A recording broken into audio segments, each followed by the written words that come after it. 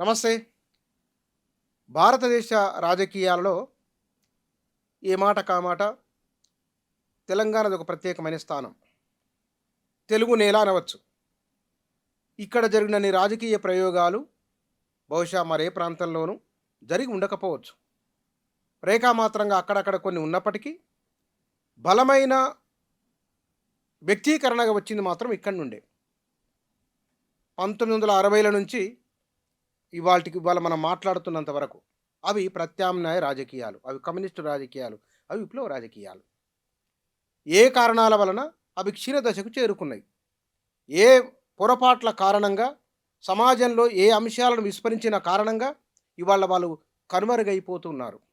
ఇటీవలి కాలంలో జరుగుతున్న లొంగుబాట్లు, తప్పిదాలు చేశామని వారు ఒప్పుకుంటున్నారు. ఇవన్నీ కనబడుతున్నాయి. గతంలో జరిగిందేమిటి, ఇవాళ జరుగుతున్నదేమిటి, భవిష్యత్తు ఎట్లా ఉండబోతున్నది. ఒక చరిత్రనే కావచ్చు. చరిత్ర కొన్ని ఆధారాలను, చరిత్ర కొన్ని అనుభవాలను, చరిత్ర ఒక మార్గాన్ని చూపిస్తుంది. కాబట్టి గతంలో జరిగిన వాటిని భవిష్యత్తును ఎట్లా అంచనా వేసుకోవాలి. ప్రధానంగా విప్లవ పార్టీలుగా ఉన్నవారు, ఇది గ్రేట్ డిబేట్. ఈ డిబేట్లో దీనికంటే కొద్ది నెలల ముందు ఈ ఈ మారుతున్న కాలానికి అనుగుణంగా భారత రాజ్యాంగాన్ని అర్థం చేసుకోవడంలో ప్రధానంగా కమ్యూనిస్టులు, విప్లవ పార్టీలు ఎట్లా విఫలం చెందాయి, కారణాలు ఏమిటని 10-15 మంది వరకు వివిధ రంగాల మేధావులతో ఒక ఇంటర్వ్యూల పరంపర కొనసాగింది. ఇప్పుడు మన దేశంలో ఉన్న విప్లవ పార్టీ ఇవాళ క్షీణదశకు చేరుకున్నది. ముఖ్య నాయకులంతా బయటకు వచ్చేసిండ్రు. వాళ్ళు లోపాలు జరిగాయని వాళ్ళే ఒప్పుకుంటున్నారు. ఆ తర్వాత ఏమిటి, చట్టబద్ధంగా రాజ్యాంగబద్ధంగా ముందుకెళ్తాము అని అంటున్నారు వాళ్ళు. వారి ముందున్న అంశాలు ఏమిటి, కొత్త తరానికి వాళ్ళు ఏం చెప్పదలుచుకుంటున్నారు, ఈ విషయాల గురించి మాట్లాడదాం. మన దగ్గర సామాజిక, రాజకీయ, ఆర్థిక రంగాలపైన విశేషమైన పట్టున్నవారు, తెలంగాణ చరిత్రను, తెలంగాణలో జరిగిన విప్లవోద్యమాల చరిత్రను రికార్డు చేసిన వారు వి ప్రకాష్ గారు మన దగ్గర ఉన్నారు. వారితో మాట్లాడదాం. సార్ నమస్కారం. నమస్తే బుచ్చన్న. సార్, నా ఇంట్రో కొంచెం పెద్దగా అయింది కానీ తప్పలేదు. ఆ, ఒక కొనసాగింది ఒక చర్చ అని నా ఆలోచన ఇది. మన దగ్గర కమ్యూనిస్టు పార్టీలు, విప్లవ పార్టీలు ఎందుకు విఫలం చెందాయి, కారణం ఏమిటి? అంటే సింపుల్‌గా ఒకటే మాటలో జవాబిచ్చే పరిస్థితి లేదు. విఫలం ఎందుకు చెందాయి అనడానికి సుదీర్ఘమైన చరిత్ర ఉంది. ఇక్కడ ప్రధానంగా ఏందంటే భారతదేశ పరిస్థితులను అర్థం చేసుకోవడంలో, రెండవది మార్క్సిజం లెనినిజం మావోలోచన విధానాన్ని దీనికి అన్వయించడంలో ఈ 2 ప్రధానమైన లోపాలు జరిగినాయి. అయితే 1946 నుంచి 51 వరకు తెలంగాణ సాయుధ పోరాటం జరిగింది ఇక్కడ. అది చాలా వరకు సరైన పద్ధతిలో, సరైన దారిలో జరిగిందది. అంటే సిద్ధాంతాన్ని తెచ్చి రుద్దలేదప్పుడు. సిద్ధాంతం పట్ల పెద్ద లోతైన అవగాహన కూడా లేదప్పుడు. ఎందుకంటే మావో ఆలోచన విధానం అనేది ఇంకప్పటికీ ఉద్యమ రూపంలో ఉంది చైనాలో. చైనా విప్లవం విజయవంతమైంది ఆ తర్వాత కాలంలో. తెలంగాణ సాయుధ పోరాటం మొదలైన తర్వాత 2, 3 సంవత్సరాల తర్వాత. కాబట్టి మార్క్సిజం లెనినిజానికి సంబంధించిన ఈ మార్క్స్, ఎంగెల్స్, లెనిన్ వాళ్ళు రాసిన పుస్తకాలు మాత్రమే అప్పటికే అందుబాటులోకి వచ్చినాయి. అయితే దానిలో ఏంటంటే ఈ పోరాట పందా అనేది ఉంది. అయితే ఇక్కడ స్వయంగా ఇక్కడ ఉద్భవించింది తెలంగాణ సాయుధ పోరాటం. ఇది ఎవరో చెప్తే ఆయుధాలు పట్టింది కాదు. మార్క్సిజం లెనినిజం ఆ మత్తులో ఉండి బోధించింది అసలే కాదు ఇది. ఇక్కడ ఏంటంటే అంటే ఎందుకు చెప్తున్న దాని గురించి అంటే, ఆ అనుభవాలను తీసుకొని పనిచేసి ఉంటే ఈ విప్లవోద్యమం విఫలం అయ్యేది కాదు. ఆ అనుభవాలు ఏం చెప్తున్నాయి? నంబర్ 1 ఏంటంటే, ప్రజలు తమంతట తాముగా ఆ చైతన్యవంతులు అయ్యే క్రమంలో వాళ్ళు ఆనాడున్న సమస్యలకు వ్యతిరేకంగా ప్రాక్టికల్గా పోరాడాలి. వాళ్ళ వాళ్ళ మీదున్న సమస్య పరిష్కారం ఏదైతే ఉన్నదో వాళ్ళే స్వయంగా దాన్ని పరిష్కారం చేసుకోవాలి.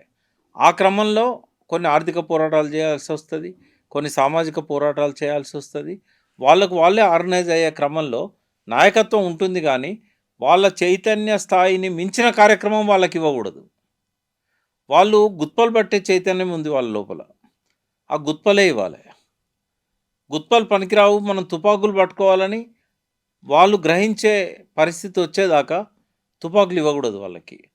వర్గశత్రువును వీడిని చంపాలరా, వీడు బతికుంటే లాభం లేదు, అయినా కూడా 1-2 సార్లు వార్నింగ్ ఇద్దాం, చూడు ఇటువంటి పనులు చేసినావంటే నీకు శాస్తి జరుగుతుంది, నువ్వు ఇటువంటి పనులు మానకపోతే గ్రామం వదిలిపెట్టి పోవాల్సి వస్తుంది. ఈ హెచ్చరికలు అయిన తర్వాత వీడు ఏం చేసినా మారడు, వీడిని నరికేయాలి అన్నంత కోపం ప్రజలకు రావాలి. చాలా ఉన్నాయి అట్లాంటి సంఘటనలు. ఉదాహరణ చెప్తా నీకు. 1927 30 ఆ టైంలో కాళ్ళూరు రాజేశ్వరరావు అని ఒక పెద్ద మనిషి ఉండేవాడు, భూస్వామి, ఖమ్మం జిల్లాలో. అయితే అప్పుడు ఏ పార్టీ లేదు. 30 నాటికి ఏ పార్టీ లేదు. వీళ్ళెవరు లేరు అప్పుడు. ఆయుధాలు పట్టమని చెప్పిన పార్టీలు ఏం లేవు. విప్లవం లేదు, మార్క్సిజం లేదు, ఏది లేదు. ఫస్ట్ టైం మార్క్సిస్ట్ పుస్తకాలు మన నేల మీద అడుగుపెట్టింది 37, 38లో. అప్పుడే కమ్యూనిస్ట్ పార్టీ ఏర్పడ్డది.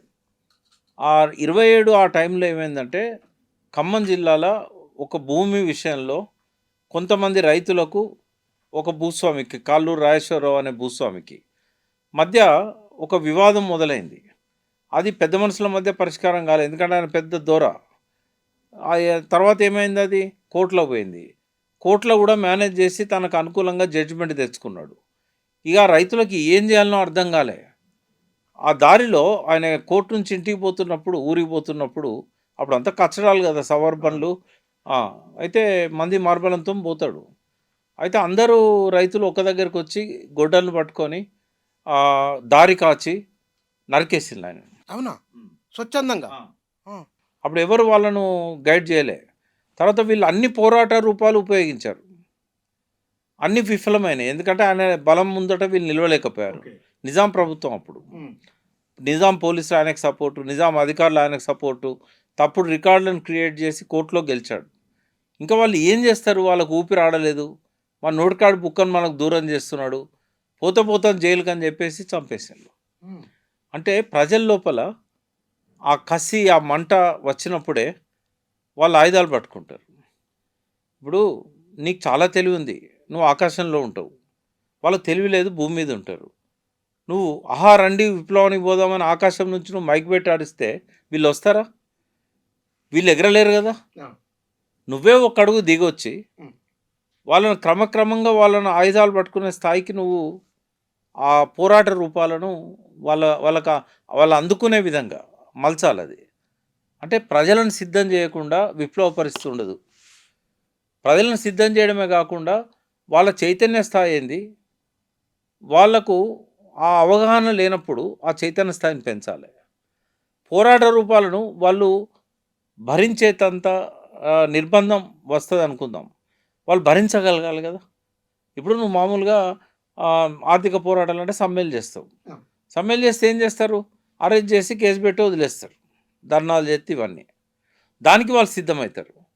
నువ్వు రాత్రి భూస్వామిని చంపమన్నావు అనుకో, వాళ్ళ భవిష్యత్తు ఏంది? భూస్వామిని చంపినాక ఏమవుతుంది? ఒకటేమో రివెంజ్ పాలిటిక్స్ వస్తాయి, వారి కొడుకు మళ్ళీ చంపుతాడు, లేదా పోలీసులు తీసుకుపోయి విపరీతమైన టార్చర్ చేస్తారు. వాళ్ళు తట్టుకోగలుగుతారా? తట్టుకోకుండా ఏమవుతారు, వాళ్ళు రివర్స్ అవుతారు. అంటే నీకు శత్రువులుగా మారుతారు వాళ్ళు. కొంతమంది పోలీసుల అప్రూవర్లో మారుతారు. ఇది ఈ మాత్రం అవగాహన లేకుండా 67 నుంచి 2026 దాకా ఇదే కొనసాగుతుంది, కొనసాగుతుంది. ఇక్కడ ఒక బుక్ ఉన్నది, మీకు చూపెడదామని తెచ్చిన నేను. చాలా పెద్దగా ఉంది. ఇది భారతదేశపు గ్రేట్ డిబేట్, విప్లవ ప్రజాపంద కోసం దేవులపల్లి వెంకటేశ్వరరావు రాశారు. ఇది ఎప్పుడు రాసిండ్రు? 68, 69లో రాశారు. ఇప్పుడు నేను చెప్పిన ఆలోచన ధోరణి ఇలా కనబడ్డది. ఈయన వాళ్ళని క్రిటిసైజ్ చేసిండు. మితవాదులు, అతివాదులు ఇందులోనే. మితవాదులు అంటేనేమో అసలు పోరాటాలే వద్దు, ఎలక్షన్ రాజకీయ పంద, సిపిఐ సిపిఎం పోరాటాలు చేయాలి, కానీ ప్రజల చైతన్యానికి సంబంధం లేకుండా హత్యలు చేయాలి, వ్యక్తిగత హింసావాదం, వర్గశత్రు నిర్మూలన, భూములు పంచడవద్దు, రాజ్యాధికారం రావాలి, ఇట్లాంటి ధోరణులన్నీ అతివాద ధోరణులు. ఇవన్నీ 67, 68లో ఈయనకు అనుభవంలోకి వచ్చినాయి. అప్పటికే వచ్చిన తర్వాత ఈయన ఆ సాయుధ పోరాటాన్ని నడిపిన వ్యక్తి. తెలంగాణ 46 నుంచి 51 దాకా ఆ సాయుధ పోరాటానికి కార్యదర్శి ఆయన, దేవులపల్లి వెంకటేశ్వరరావు. పేరు మాత్రం సుందరయ్య, రాజేశ్వరరావు, బసవపున్నయ్య వీళ్ళు తీసుకున్నారు. చేసింది ఈయనే. ఆయనతో పాటుగా భీమిరెడ్డి నరసింహారెడ్డి గారు, వాళ్ళిద్దరే తెలంగాణ వాళ్ళు. తెలంగాణ సాయుధ పోరాటం నడిపిన 5 కమిటీ ఏదైతుందో అలా వీళ్ళిద్దరు ఇక్కడ ఉండి పోరాటాన్ని నడిపిన వాళ్ళు. ఓకే. గైడ్ చేసిన వాళ్ళు ఎవరు? సుందరయ్య, రాజేశ్వరరావు, బసవపున్నయ్య. బసవపున్నయ్య పాత్ర ఏందంటే డివి గారిని అడిగినా నేను. హ్మ్. నాకు అదృష్టం ఏందంటే 79 నుంచి 84 దాకా ఆయనతో దగ్గరగా వారితో మీరు అసోసియేట్ ఆ! అయినారా? ముందు వాళ్ళ పార్టీలో నేను తెలంగాణ రీజనల్ కమిటీ మెంబర్‌గా పనిచేశాను. ఆహా! అంతకంటే ముందు విద్యార్థి సంఘాల్లో పనిచేశాను. 81 నుంచి ఆయనతో నాకు ప్రత్యక్ష సంబంధాలు. 81, 82, 83, 84 జూలై 12 నాడు ఆయన చనిపోయాడు. ఓకే. అప్పటిదాకా నాకు ఆయనతోని ప్రత్యక్ష ఆ 3, సంబంధం. 4 ఏళ్ళు మీరు 4 కలిసి ఏళ్ళు ఆయనతోటి అండర్ గ్రౌండ్‌లో హైదరాబాద్‌లోనే ఉండేవాడు. హ్మ్. అండర్ గ్రౌండ్‌లో ఉన్నా గూడా కొంతమందిని నేను తీసుకొచ్చి కల్పించేవాడిని వేరే ప్లేస్‌లో. తర్వాత రెగ్యులర్‌గా ఆయనతో కూర్చునేది. 5 రోజులు ఆయన క్లాసులు వినేది. హ్మ్. అట్లా చాలా.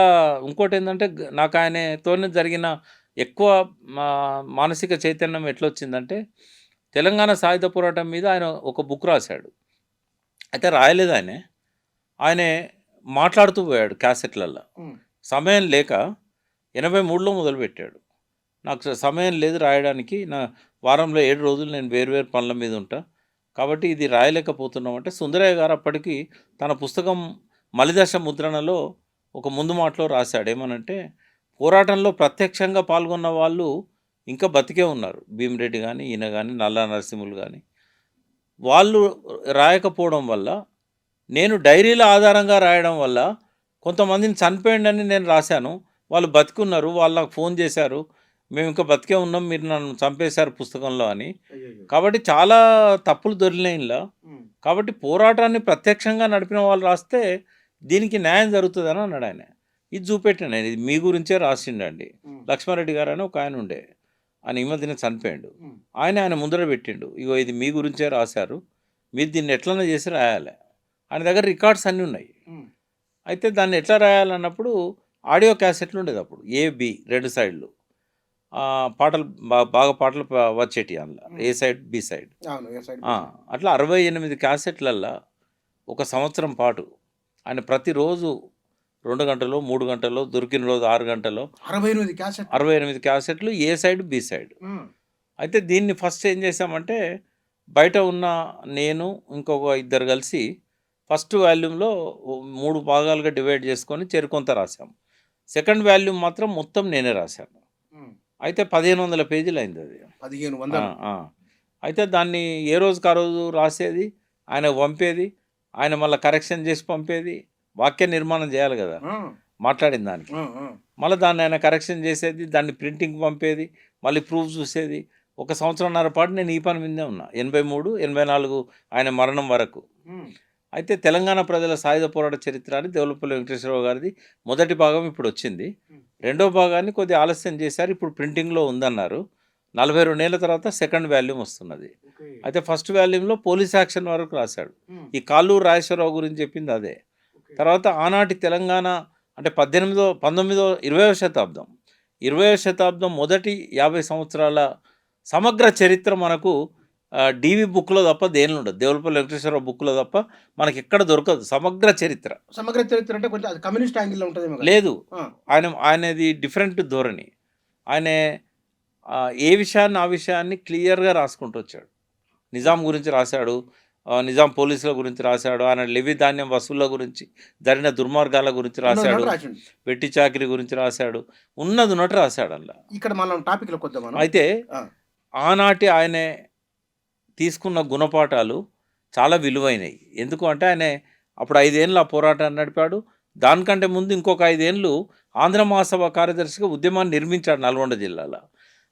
ఈ చాకల ఐలమ్మ, దొడ్డి కొమరయ్య వీళ్ళందరికీ మూల పురుషుడు ఆయన వాళ్ళందరినీ తయారు చేసింది. హుహు. కాబట్టి విష్ణు దేశ్ముఖ్‌తోని ప్రత్యక్షంగా పోరాడిన దానికి నాయకత్వం వహించిన వ్యక్తి. అయితే అటువంటి వ్యక్తి తీసుకున్న గుణపాఠాలను చారు మజుందార్ గాని, కొండపల్లి సీతారామయ్య, సత్యమూర్తి గాని, చంద్ర పుల్లారెడ్డి గాని పక్కకు పెట్టేసారు. ఎందువల్ల? ఎందువల్ల అంటే ఆయన మీద ఉన్న వ్యతిరేకతతోని. అంటే ఇక్కడ సిద్ధాంతం ముఖ్యం గాదు. వ్యక్తి వ్యక్తిగత ఈగోలు, ఈగోలు. ఈగోలు. హ్మ్. వాళ్ళు చేసిన తప్పుడు పనులను సమర్థించి ఇప్పుడు ఉదాహరణకు చరిత్ర చెప్పాలి. కొండపల్లి సీతారామయ్యని 53లో పార్టీ బహిష్కరించింది. కమ్యూనిస్ట్ పార్టీ 53లో. 53లో. హ్మ్. ఆయన అక్కడ ఆంధ్రలో ఆహ్, కమ్యూనిస్ట్ ఉద్యమాల్లో కృష్ణా జిల్లా కార్యదర్శి. ఉమ్మడి కమ్యూనిస్ట్ పార్టీ. ఉమ్మడి కమ్యూనిస్ట్ పార్టీ. సిపిఐలో. ఆయలో. ఆ! ఆ తర్వాత 53 కంటే ముందే 49, 48 ఆ ప్రాంతాల్లో తెలంగాణ సాయుధ పోరాటం జరిగినప్పుడు పాల్వంచ ప్రాంతంలోకొచ్చి ఆయన పనిచేసిండు దళాలతోని. హ్మ్. ఆ వ్యక్తి అక్కడ కొన్ని చిన్న పొరపాట్లు చేయడం వల్ల అంటే రెండో వివాహం చేసుకున్నాడు. ఒక అమరుని భార్యతోని. విడాకులు ఇయ్యకుండా చేసుకోకూడదు. అయితే ఈ కారణం మీద నైతిక ప్రవర్తన మీద ఆయనను సస్పెండ్ చేశారు. చేసినాక ఆయన ఇక మామూలు ఉపాధ్యాయునిలాగా బతకడం మొదలుపెట్టాడు. 63లో 64లో కమ్యూనిస్ట్ పార్టీ చీలింది.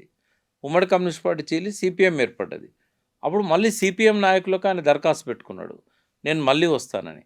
అయితే ఫస్ట్ ఆయనను బహిష్కరించింది దేవులపల్లి వెంకటేశ్వరరావే. క్రమశిక్షణ కమిటీ చైర్మన్ ఆయన ఎప్పుడు 53లో ఉమ్మడి కమ్యూనిస్ట్ పార్టీకి. 63 దాకా ఆయనే ఉన్నాడు. మార్క్సిస్ట్ పార్టీకి ఆయన వచ్చాడు. రాజేశ్వరరావు గారేమో సిపిఐలోనే ఉన్నాడు. ఈయన మాత్రం మార్క్సిస్ట్ పార్టీలోకి వచ్చాడు. ఇక్కడ కూడా క్రమశిక్షణ కమిటీ చైర్మన్గా ఆయన్నే పెట్టారు. మళ్ళీ దరఖాస్తు పెట్టుకుంటే ఈయన దగ్గరికి వచ్చింది.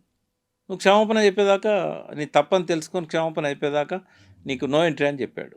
అంటే ఈ విషయాలు ఎవరో చెప్పలే, నాకు ఆయనే చెప్పాడు. కొండపల్లి సీతారామయ్య గురించి చాలా రోజులు డిస్కస్ చేశాను నేను. ఈ పందా గురించి, తెలంగాణ సాయుధ పోరాటానికి ఇప్పుడున్న పీపుల్స్ వార్ పందాకు మధ్య భేదాల గురించి ఇవన్నీ నేను 20 ఏళ్ళ వయసు ఉన్నప్పుడు చదివిన ఈ రికార్డులన్నీ.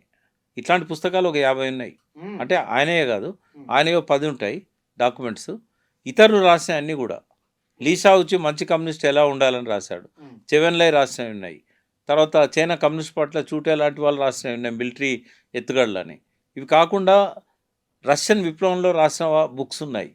నా దగ్గర ఒక 25 ఏళ్ళ వయసు ఉన్నప్పుడే కొన్ని వందల పుస్తకాలు ఉండేది. మార్క్స్ కలెక్టెడ్ వర్క్స్ ఉండేది, లెనిన్ ఉండేది, రంగనాయకమ్మ దాస్ క్యాపిటల్ ట్రాన్స్లేట్ చేసింది అవి ఉండేది, దాని మీద వచ్చిన విమర్శలు ఉండేది.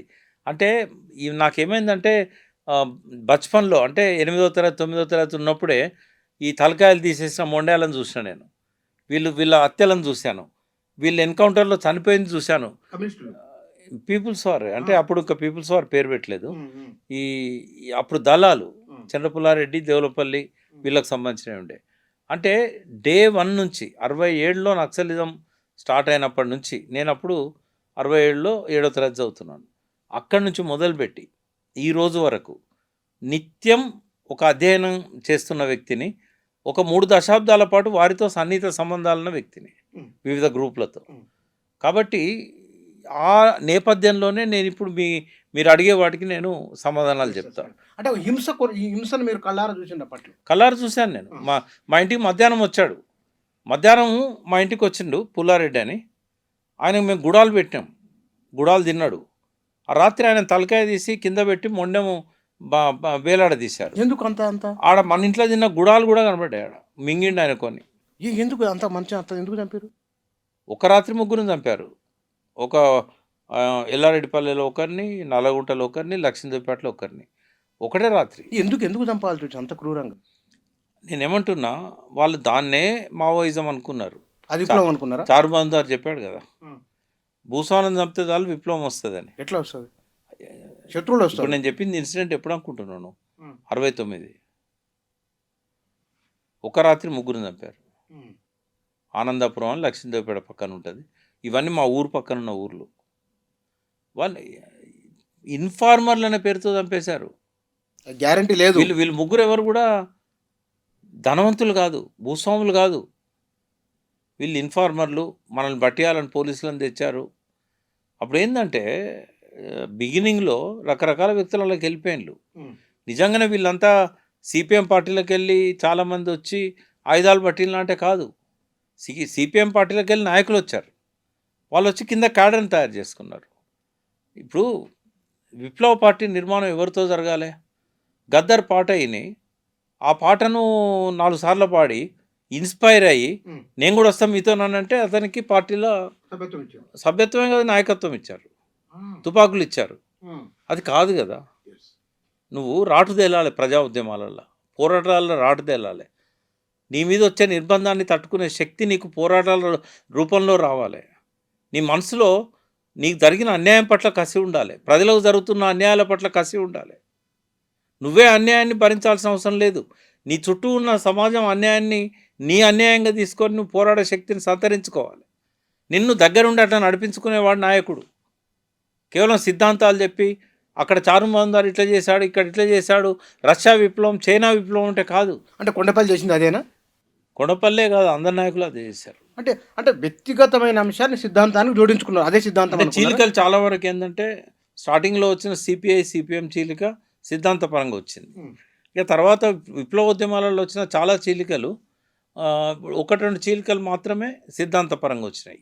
మిగతా అన్ని వ్యక్తిగతంగా వచ్చినాయని నా అభిప్రాయం. ఎందుకంటే పెద్ద తేడా ఏం లేదు. ఇప్పుడు రౌఫ్ అని ఆయన చీలిపోయాడు, లిన్పియావో వర్గం అని పెట్టుకున్నాడు. ఆయన ఎవరు? ఆయన పెద్ద నాయకుడు ఒకప్పుడు, హ్మ్. లిన్పియావో వర్గం అని. ఆయనకున్న పీపుల్స్ వారికి ఏమైనా తేడా ఉందంటే ఏం లేదు, అందులో నుంచే చీలిపోయాడు. అంటే చంపడమేనా? ఆ, చంపడమే, వీళ్ళందరి సిద్ధాంతాలు చంపడమే. హ్మ్. ఇంకోటి బుచ్చన్న, ఇప్పుడు ఒక ఊర్లో ఒక దొర హింసకు పాల్పడుతున్నాడు, వ్యభిచారం చేస్తున్నాడు, అమ్మాయిలను వదిలిపెట్టట్లేదు, హత్యలు చేస్తున్నాడు, భూములు ఆక్రమించుకుంటాడు, వెట్టి చాకిరీ చేయించుకుంటాడు. ఎవరు ఎదుర్కోవాలి? ప్రజలు ఎదుర్కోవాలి. అక్కడున్న ప్రజలు ఎదుర్కోవాలి. కానీ ఆ ప్రజలు ఎవరింట్లో వాళ్ళు పడుకుంటారు, ఒకరిద్దరు కార్యకర్తలను పట్టుకొని వచ్చి రాత్రి వాళ్ళు చంపిపోతారు. ఒక్కోసారి ఇక్కడ చంపడం కాదు, ఏదో వేరే ఊరికి పోయినప్పుడు దారిగా చంపడం. ఆ ప్రజలు ఎవరు అక్కడ ఉండరు, తర్వాత వీళ్ళు దొరకరు. తెల్లారి వచ్చి పోలీసులు ఈయనకు ఈ వ్యతిరేకంగా ఉన్న ప్రతి ఒక్కరిని తీసుకుపోయి, పొలిటికల్ వ్యతిరేకం ఉన్నోళ్ళను, ఈ వ్యక్తిగతంగా వ్యతిరేకం ఉన్నోళ్ళను అందరిని తీసుకుపోయి జైల్లో పెట్టి రోజుల తరబడి కొట్టి, నెలల తరబడి జైల్లో పెట్టి వేధిస్తారు. వాళ్ళు బయటకు వచ్చినాక మళ్ళీ వీళ్ళతోని కలుస్తారా? ప్రజలకు ఎట్లా దూరం అయ్యాలనుకుంటున్నావు? మార్క్సిస్ట్ పార్టీ, అదేవిధంగా ఈ పీపుల్స్ వార్ కానీ, ఈ విప్లవ పార్టీలు అన్నీ ప్రజలకు దూరమైనవి. ప్రజలతో ఉన్న రోజులు వాళ్ళు బలాన్ని సంతరించుకున్నారు, బలం పెరిగింది. ఒక్కసారి ప్రజలకు దూరమైన తర్వాత ఇంకా వాళ్ళు క్రమక్రమంగా క్షీణ దశలో చేరుకుంటారు. ఇక్కడ అంటే వ్యక్తిగత ఈగోలు ఒక అంశం అయితే కనుక నాకు అనిపించింది ఒకటి, భారతదేశంలో కులం ప్రధానమైంది. ఈ కులాన్ని విస్మరించి వర్గం ఎట్లా దీన్ని వాళ్ళు అడాప్ట్ చేసుకున్నారు. 30 మార్కులు కూడా ఇవ్వలేను నేను ఏ నాయకునికి. కనీసం 30. ఈ నాయకుడు కూడా కులాన్ని విస్మరించాడు, డివి కూడా. డివి కూడా. ఆ, అంటే ఆయనే అందరికీ చెప్పాడు, భారతదేశ సామాజిక పరిస్థితులకు అన్వయించలేదు మార్క్సిజాన్ని అని. అంగీకరించాడు. ఆయన అంగీకరించలేదు. అంటే మిగతా నాయకులంతా అన్వయించలేదు. తెలంగాణ సాయుధ పోరాటం దారిలోనే మనం ముందుకు పోవాలని చెప్పాడు. బట్ కులం అనేది ఒకటి ఉంది, ఆ కులం అనేది వాళ్ళ ఎగ్జిస్టెన్స్లో ఉంది. ఇది అర్థం చేసుకోవడంలో ఆయన కూడా దానిలో ఎక్కడ కనబడదు. మన కుల సమస్య మీద ఆయన అంత డెప్త్గా పోయినట్టు కనబడదు మనకి. అంటే అందరూ ఎవరు ఒక్కరు మినహాయింపు కాదని నేను చెప్తున్నా. చాలా విషయాల్లో దేవులపల్లి వెంకటేశ్వరరావు మినహాయింపు, బట్ ఈ విషయంలో ఆయన కూడా కాదు అని నేను అంటున్నాను. ఎందువల్ల కాకుండా పోయింది? అంటే వీళ్ళంతా రష్యా విప్లవం, చైనా విప్లవాన్ని ఆదర్శంగా తీసుకున్నారు. ఆ పుస్తకాలలో ఏముందో గదే చదువుకున్నారు. అంతే. అయితే అందులో కులం లేదు కదా, రష్యాలో కులం లేదు, చైనాలో కులం లేదు. దాన్ని యాజ్ టు ఇంప్లిమెంట్ చేసింది ఇక్కడ. కార్ల్ మార్క్స్ కూడా కులం గురించి రాయలేదు కదా. నన్ను బిఎస్డబ్ల్యూ చదివేటప్పుడు మా teacher, social sciences teacher question అడిగింది, మార్క్సిజం మొత్తం నువ్వు చదువుతావు కదా, అప్పటికే 21 సంవత్సరాలు అప్పుడు నేను, నువ్వు మార్క్సిజం బాగా చదివినావు కదా, ఎప్పుడు మాట్లాడినా మార్క్స్, లెనిన్, మావో అంటావు, భారతదేశంలో కుల వ్యవస్థ గురించి మార్క్స్ ఏం చెప్పిండు అన్నది. మీ టీచరు చాలా గొప్ప ప్రశ్న. నేను ఆన్సర్ ఇవ్వలేకపోయినా, నాకు తెలియదు మేడం అంటే. నువ్వు మార్క్సిజం మీద అనర్గళంగా మాట్లాడుతావు, ఇది తెలియదా నీకంటే? బహుశా ఏం చెప్పలేదు అనుకుంటున్నా నేను అన్నా. పార్షల్లీ మార్కులు పడ్డాయి అంటే అది కొంత నయమే. అంటే ఇక్కడున్న కుల వ్యవస్థను ఎవరు అధ్యయనం చేశారు చెప్పండి? ఈ పార్టీల నాయకులంతా అగ్రకులమే కదా. నేను అడుగుతున్నా, తెలంగాణ సాయుధ పోరాటాన్ని నడిపింది 5 ప్రధాన నాయకులు. బలిదానాలలో చాలామంది అగ్రకులాల వాళ్ళు ఉన్నారు, దళితులు ఉన్నారు, బహుజనులు ఉన్నారు. నడిపిన 5 ఎవరు? ఒకటి సిద్ధాంతకర్త చంద్ర రాజేశ్వరరావు, కమ్మ. మాకినేని బసవపున్నయ్య, కమ్మ. పుచ్చలపల్లి సుందర్ రామిరెడ్డి, రెడ్డి. భీమిరెడ్డి నరసింహారెడ్డి, రెడ్డి. దేవులపల్లి వెంకటేశ్వరరావు, కరణం. అయితే ఆయన కులతత్వం లేదు, ఆయన ఎన్నడూ కులతత్వాన్ని ప్రదర్శించలే. నిజంగానే భారతదేశంలో ఉన్నదా లేదా నాకు తెలియదు, కానీ ఎందుకంటే వాళ్ళతో నాకు ఎప్పుడు కలిసిన అది కూడా లేదు. ఈ నలుగురిని నేను కులతత్వం లేకపోవచ్చు, కానీ కులాన్ని విస్మరించారు. ఎందుకంటే వాళ్ళ పోరాటాలు నడిపిన సమయంలో కులం అడ్డురాలే వాళ్ళకు. నిజాంకు వ్యతిరేకంగా కొట్లాట పెట్టుకున్నప్పుడు ఆ సాయుధ పోరాటంలో కానీ, గుత్పల సంఘంలో కానీ అన్ని కులాల వాళ్ళు కలిసి వచ్చారు. ఎందుకంటే అది కులరహిత అణచివేత. అందరినీ ఇప్పుడు ఒక దేశ్ముఖ్ ఉన్నాడు, దేశ్ముఖ్ బాధ పెట్టిన వాళ్ళలో రెడ్లు కూడా ఉన్నారు, వెల్మలు కూడా ఉన్నారు. అంటే అక్కడ దేశ్ముఖే శత్రువు తప్ప కులం శత్రువు కాలే. తర్వాత దేశ్ముఖ్ని ఎదిరించిన వాళ్ళల్లో రేణుగుంట రామిరెడ్డి ఉన్నాడు, గొట్టెముక్కల గోపాలరెడ్డి ఉన్నాడు. ఇట్లా లెక్కలు చెప్పుకుంటా పోతే కొన్ని వందల మంది రెడ్లు రెడ్లు బలైపోయారు, ముక్కలు ముక్కలు అయిపోయారు వాళ్ళ చేతుల్లో. దొరలకు వ్యతిరేకంగా పోరాడి కాబట్టే కులం అనేది అక్కడ ప్రధానంగా రాలేదు. లేకపోతే దేవులపల్లి లాంటి వాళ్ళు ఈ సమస్యను ఇగ్నోర్ చేయడం అనేది ఆ రోజుల్లో అది ఇష్యూ కాలే. కుల ఇప్పుడు చైతన్యం కూడా లేదు కదా అప్పట్లో. అంటే భారతదేశానికి ఇది వర్గకుల సమాజం అని మొదటిసారిగా గుర్తించింది దానిలో మారోజు వీరన్న మనకు కనబడతాడు. మారోజు వీరన్నకు ఆ జ్ఞానాన్ని ఇచ్చిన కొంతమంది పెద్దలలో కంచె ఐలయ్య కనబడతాడు, సాంబశివరావు కనబడతాడు.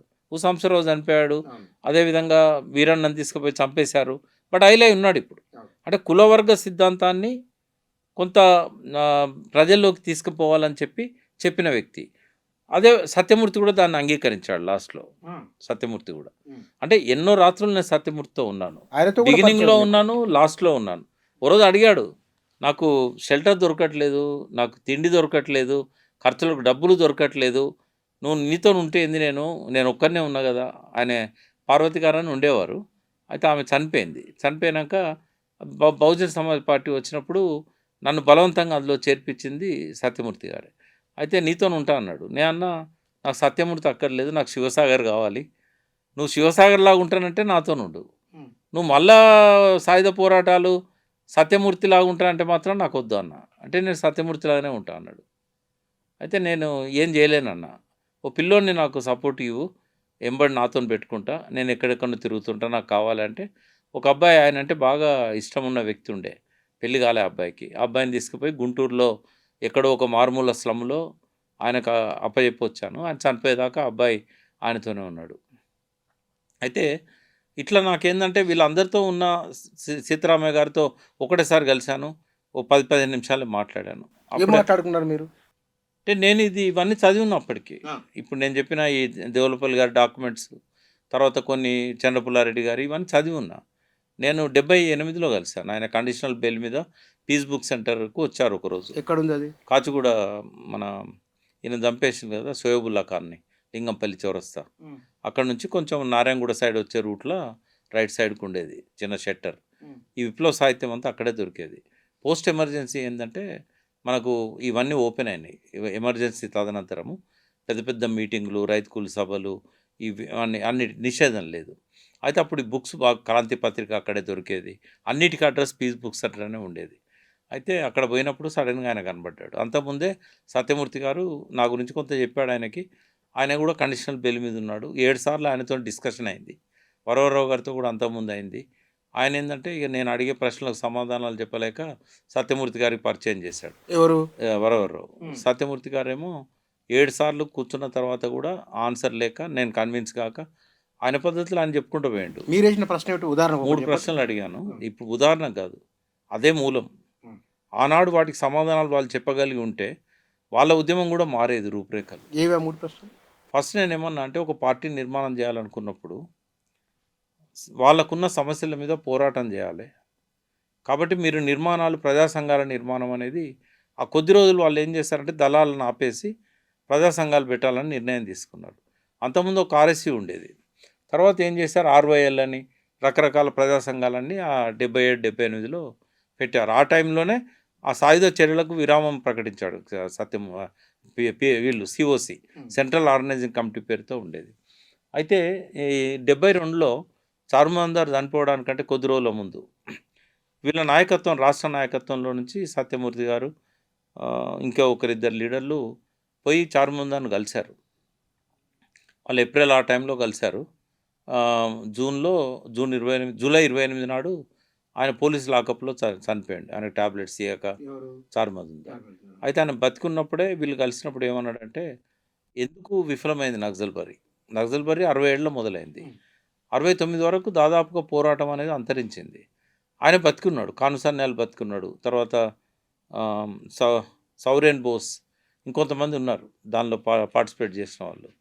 అయితే వీళ్ళంతా కలిసినప్పుడు ఆయన ఏమన్నాడంటే, మేము ఒక తప్పుడు పద్ధతిలో ఉద్యమాన్ని నడిపినాం. అంగీకరించాడు. ఇది తప్పుడు పద్ధతి అని ఆయనకే చెప్పిన వ్యక్తి దేవులపల్లి వెంకటేశ్వరరావు. తరిమెల నాగిరెడ్డి ఎప్పుడు 67 భారత విప్లవకారుల సమన్వయ కమిటీ, అఖిల భారత విప్లవకారుల సమన్వయ కమిటీ. ఏఐసిసిసిఆర్ అని ఉండే. ఇది డార్జిలింగ్‌లో చార్మజార్ సిపిఎంలో నుంచి బయటకు వచ్చి ఏర్పాటు చేశాడు. వీళ్ళు సిపిఎం నుంచి బయటకొచ్చారు 68లో. అయిన తర్వాత 68 నవంబర్, డిసెంబర్‌లో వీళ్ళు కలకత్తా పోతారు. పోయి అక్కడి నుంచి చార్మజార్‌ని కలుస్తారు. కలిసిన తర్వాత నక్సల్బరీ ఉద్యమం మీద డిస్కషన్ వస్తది. నక్సల్బరీ పోరాటాన్నే ఇదే పద్ధతిలో మీరు మీ రాష్ట్రాలలో నిర్మించండి అని చెప్తాడు. అఖిల భారత సమన్వయ కేంద్రంలో ఉన్న వాళ్ళందరికీ. ఓకే. డివిటిఎన్ వీళ్ళు నాగిరెడ్డి, చంద్రపుల్లారెడ్డి, కొల్లా వెంకయ్య, చౌదరి తేజేశ్వరరావు వీళ్ళంతా దాన్ని వ్యతిరేకిస్తారు, ఆయన ముఖం మీదనే చెప్తారు తప్పు అని. వర్గశత్రు నిర్మూలన తప్పు. ఆ, తర్వాత మీరు అమలు చేసిన ఈ వ్యక్తిగత హింసావాదం కూడా తప్పు అని చెప్తారు. తర్వాత భూమి సమస్యను ప్రజలు గుర్తించి పోరాట చైతన్యాన్ని పెంచుకొని వాళ్ళకు అవసరమైన పోరాట రూపాలలో వాళ్ళు ముందుకు ఎదగాలి తప్ప వాళ్ళ చైతన్య స్థాయిని బట్టి పోరాట రూపం ఉండాలి. అంతేగాని ఆయుధాలు వాళ్ళ చేతిలో పెట్టి రాత్రిపై భూస్వామిని నరికి ఎంత ఎక్స్ట్రీమ్గా మాట్లాడే చార్మజార్ అంటే ఇప్పటికి దొరుకుతాయి మీకు. ఈ భూస్వాలను చంపితే చాలు మనకు విప్లవం వస్తుందని చెప్పేవాడు. భూస్వాలను చంపాలి, భూమి తీసుకోవాలి. ఇట్లా ఆయన మాట్లాడే పద్ధతి ఉండేది. మరి మనం రాజ్యంతో యుద్ధం చేస్తున్నాము అంటే పోలీసులను ఎదుర్కోవాలి, సాయుధులు కావాలి, దళాలు ఉండాలి. విద్యార్థులతో దళాలు చేశారు. చాలా వసంతకాల మేఘగర్జన అని అట్రాక్టివ్ స్లోగన్స్. చైనా చైర్మనే భారతదేశ విప్లవ పార్టీలకు చైర్మన్, చైనా చైర్మన్ మావో, మన చైర్మన్. ఇంత బ్లైండ్గా వెళ్ళిపోయాడు. తర్వాత అవన్నిటిని ముఖం మీదనే ఖండించి వీళ్ళు వచ్చి అఖిల భారత విప్లవకారుల సమన్వయ కమిటీ బదులు ఆంధ్రప్రదేశ్ విప్లవకారుల సమన్వయ కమిటీ అని పెట్టుకున్నారు. ఏపీసీసీసీఆర్ ఇక్కడికి వచ్చి పెట్టుకున్నారు. ఇంకేమన్నాడు తరిమెల నాగిరెడ్డిని, నువ్వు ఇంక ఎమ్మెల్యే ఉండేది రాజీనామా చేయమన్నాడు. ఆయన ప్రతిపక్ష నాయకుడు ఇక్కడ చట్టసభలో. రాజీనామా చేయి, ఎన్నికలు పార్లమెంటు అసెంబ్లీలు పందుల దొడ్డి అన్నాడు ఆయన. తర్వాత ఇక్కడ వాళ్ళు కూడా విప్లవ పోరాటాలకు పోయేటప్పుడు ఇంకా ఎమ్మెల్యే ఎందుకని చెప్పి ఒత్తిడి తెచ్చారు తరిమెల నాగిరెడ్డి మీద. అవగాహన రాహిత్యం ఇదంతా. 69 ఏప్రిల్లో ఆయన రాజీనామా చేశాడు. రాజీనామా చేసే ముందు అసెంబ్లీలో మాట్లాడే అవకాశం ఇస్తారు చివరి రోజు రాజీనామా చేసినప్పుడు.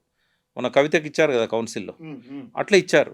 ఇచ్చినప్పుడు ఒక గంట పాటు అనర్గళంగా, అసలు ఇప్పుడు బయట విప్లవ పరిస్థితి ఉన్నది, ప్రజలు అనేక బాధలు పడుతుండ్రు, ఇక్కడేమో వాళ్ళ సమస్యల మీద అర్థవంతమైన చర్చలు జరగడం లేదు, ఈయన బాతకాన్ షాప్ అన్నాడు. ఆయన పందులదొడ్డి అంటే ఈయన బాతకాన్ షాప్ అన్నాడు. పార్లమెంట్ అసెంబ్లీలు బాతకాన్ షాపుల్లాగా మారినాయి, నాకు ఇక్కడ టైం వేస్ట్ చేసుకోవడం ఇష్టం లేదని చెప్పి రాజీనామా మొక్కాన కొట్టి, ఆయన రాజీనామా చేయడానికి కారణాలు ఏంటనేది అన్నీ పెద్ద బుక్లెట్ ఉండే. నిజంగా చెప్పాలి కూర్చానా, నేను ఈ రాజకీయాల్లోకి వచ్చాక దాని ఇన్ఫ్లుయెన్స్ నా మీద లేకపోతే నేను ఎప్పుడో కేసీఆర్ గారితో మంత్రి పదవో ఇంకోటో తీసుకునేవాడిని. కానీ పార్లమెంట్ అసెంబ్లీలు బాతకాని షాపులన్న ఆ అవగాహన అనేది ఇంకా నా మనసులోంచి పోలే. అది తప్పుడు అవగాహన కదా. తప్పుడు అవగాహన అయినా కూడా జరుగుతున్నది చూస్తున్నాం కదా అసెంబ్లీలో. అంటే నేను ఆ వైపు ఆలోచించకపోవడానికి అది మొదటి కారణం. రెండో కారణం ఏంటంటే ఎలక్షన్లో మాది ట్రైబల్ అయింది, నాకు ఓటు హక్కు వచ్చినప్పుడు 70 ఏళ్ళ. నేనేం ఒపీనియన్తో ఉన్నా అంటే ఒకసారి ట్రైబల్ అయితే ఎప్పటికి ట్రైబలే, ఇంకా మన జీవితంలో ఎమ్మెల్యే కాలేమనుకొని అది తుంచేసుకున్నాం అన్నట్టు. కోరిక లేదు, అది అప్పుడు లేదు, ఇప్పుడు లేదు, ఇక ఉండదు. అంటే చెప్తున్నా వీళ్ళు ఇన్ఫ్లుయెన్స్ ఎట్లుంటుంది అని చెప్పడానికి. ఈ పార్లమెంట్ అసెంబ్లీలో ఆయన చీల్చి చెండాడి రిజైన్ చేసి ఉద్యమంలోకి వెళ్ళిపోయాడు. అయితే ఇక్కడ ఏమైందంటే ఎవరి పద్ధతుల్లో వాళ్ళు విప్లవ పార్టీలను ఏర్పాటు చేసుకొని పోరాటాలను ముందుకు తీసుకుపోయారు. ఇక్కడ ఏమైంది, ఫస్ట్ తెలంగాణలో విప్లవోద్యమం మొదలైంది ఎక్కడ అంటే ములుగు, ఖమ్మం అటవీ ప్రాంతాలు. ఆడ వాళ్ళ మీద తునికా కూలీలకు వేతనాలు సరిగకపోవడం, తర్వాత కూలీల సమస్య, కౌలుదారులు కూలీల సమస్యలు, వీటితో పాటుగా ఫారెస్ట్ వాళ్ళ బాగా దౌర్జన్యాలు, వీటికి వ్యతిరేకంగా ఆర్థిక పోరాటాలు మొదలైనవి. కూలీ రేట్లు పెంచాలని, కట్ట రేటు పెంచాలి, తునికా కట్ట రేటు పెంచాలి. తర్వాత ఫారెస్ట్ వాళ్ళను ఆ దుర్మార్గాలు చేయకుండా అడ్డుపడడం, చౌకీదారులను, సారేదారులను ఉంటారు Telangana, forest officers, range officer, వీళ్ళని ఏంటంటే బీట్ కానిస్టేబుల్ దగ్గర నుంచి విపరీతమైన అరాచకాలు చేసేటోళ్ళు, వీళ్ళ మీద ఒత్తిడి. తర్వాత కలప స్మగ్లర్లను అడవిలోకి ఎంటర్ కానియకపోవడము, ఒక మంచి వాతావరణంలో మంచి పద్ధతుల్లో మొదలైనాక చంద్రపుల్లారెడ్డి ఏం చేసాడు, ఒక 4-5 దళాలను ఏర్పాటు చేశాడు. ఎందుకంటే ఈ డివిటిఎనేమో వీళ్ళు బయట ఉన్నారు, ఈయనేమో అడవిలో ఉన్నాడు, ములుగు ఖమ్మం అడవిలో. ఈయన దళాలు తయారు చేశాడు. అంటే మనకు దళాలు అవసరం లేదు, దళాలు వద్దు అని చెప్పి వాళ్ళు చెప్పారు. అట్లా కాదు, మన మీద నిర్బంధం వచ్చినప్పుడు ప్రజలను కాపాడడానికి, తట్టుకోవడానికి ఈ ఫారెస్టోళ్ళు గానీ, ఈ వడ్డీ వ్యాపారులు గానీ, వీళ్ళంతా వట్టిగా ఇంటరా? దళం లేకపోతే ఎక్కడ ఇంటరు వాళ్ళు? అని చెప్పి దళ చర్యలు మొదలుపెట్టాడు. ఫస్ట్ ఏర్పడ్డ దళాలు ములుగు అడవుల్లో ఫస్ట్ ఏర్పడ్డాయి. అంతిరెడ్డి, సామా అంతిరెడ్డి, తర్వాత భాస్కర్ రెడ్డి, దామోదర్, ఈ 3 దళాలు మొదలైనయి. ఆ టైంలోనే ఇప్పుడు నేను చెప్పిన హత్యలు జరిగినాయి. ఎప్పుడైతే వీళ్ళు హత్యలు చేయడం మొదలుపెట్టినో వాళ్ళు ఎన్కౌంటర్లు మొదలుపెట్టారు. ఇవన్నిటికి శ్రీకారం మొట్టమొదటిసారి ములుగు అడవులు. ములుగులో నేను అప్పుడు 10th చదువుతున్నా. 10థ్‌కి రాలే ఇంకా. 8th నుంచి 10th చదివే టైం ఇది. 69, 70, 70, 71, 71, 72. 72లో నేను 10th చదివాను. నిత్యం వాళ్ళని అబ్జర్వ్ చేసుకుంటూ వచ్చిన. అప్పుడు నా వయసు ఎంత? 15 సంవత్సరాలు. 14 సంవత్సరాలకే 10th అయిపోయింది నాది. ఆ టైంలో నేను వీటన్నిటిని అర్థం చేసుకోవడం మొదలుపెట్టాను. ఏమిటిది అని? What is what? అది కూడా కారణం ఉంది. 68లో 68, 69 8th క్లాస్ నేను వరంగల్‌లో చదవాల్సి వచ్చింది. ఎందుకు వరంగల్‌లో చదివినా? మా మా ఊరు పక్కన గుట్ట ఉంటుంది ఒకటి, వానగుట్ట అంటాం. ఈ ఆ వానగుట్ట మీద ఎన్కౌంటర్ అయింది. ఎన్కౌంటర్ అయినప్పుడు ఇద్దరో ముగ్గురో చనిపోయిండ్రు. వాళ్ళ దగ్గర డైరీ దొరికింది. ఆ డైరీలో మా ఎమ్మెల్యే పేరుంది. ఆ ఊరు పక్కనే, ఆ గుట్ట పక్కనే వాళ్ళ ఊరు ఎమ్మెల్యేది. సంతోష్ చక్రవర్తి. అతను బెంగాల్ నుంచి వాళ్ళ పూర్వీకులు వచ్చి చెరువు మీద నీరటి పని చేశారు. అట్లా వాళ్ళకి భూములు వచ్చినాయి. వాళ్ళు భూస్వాములు అయ్యిండ్రు. అయితే ఆయనకు మా ఫాదర్ కుడి భుజంలాగా ఊర్లల్లో ఆయన కోట్లు వేయించింది. ఇండిపెండెంట్గా గెలిపించాడు మా ఫాదర్. ఓకే. ఇండిపెండెంట్గా ఆయన ఎమ్మెల్యేగా పెట్టి గెలిపించాడు. అయితే ఆయన ఏం చేసిండు? ఆయన పేరు ఉంది కానీ మా ఫాదర్ పేరు లేదు. కానీ తోడు పెట్టుకోవాలి కదా కొంతమందిని. మనందరం వరంగల్ వెళ్ళిపోదాం, ఇక్కడ ఉంటే మనల్ని ఎప్పుడు చంపుతారో, నీ పేరు ఉంది, నా పేరు ఉందని ఇంకో 2-3 పేర్లు చెప్పిండు ఆయన. ఎమ్మెల్యే చెప్పే వరకు రాత్రికి రాత్రి వరంగల్ షిఫ్ట్ అయినాం. అయితే నేను అడిగిన, ఇంత రాత్రి ఇప్పటికిప్పుడు ఎందుకు వరంగల్ పోతాను, మమ్మల్ని ఎందుకు అక్కడ చదివిస్తా అంటున్నావు అంటే ఇది చెప్తలేడు ఆయన. మనము అక్కడ మంచి చదువులు మీరు ఉంటాయి. భూస్వాములే కదా? భూస్వామి కాదు, ఒక మధ్యతరగతి నాది అని చెప్తాను. అది కూడా చెప్తా. మా తాతలు ఎవరైతే ఉన్నారో వాళ్ళు నిజాం పరిపాలనలో వతందారులు. ఎప్పటి నుంచి?